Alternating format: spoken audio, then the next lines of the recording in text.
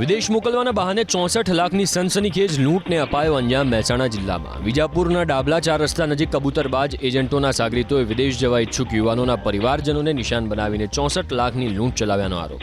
સિદ્ધાર્થ ચાવડા અને મુકેશભાઈ પોતાના સંતાનોને ઓસ્ટ્રેલિયા મોકલવા માંગતા હતા.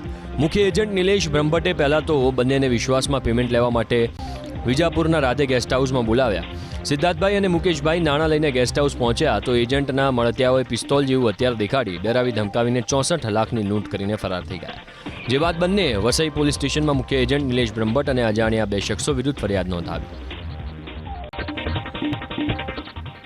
વિદેશ મોકલવાના બહાને 64 લાખની સનસનીખેજ લૂંટને અપાયો અંજામ મહેસાણા જિલ્લામાં. વિજાપુરના ડાબલા 4 રસ્તા નજીક કબૂતરબાજ એજન્ટોના સાગરીતોએ વિદેશ જવા ઈચ્છુક યુવાનોના પરિવારજનોને નિશાન બનાવીને 64 લાખની લૂંટ ચલાવ્યાનો આરોપ.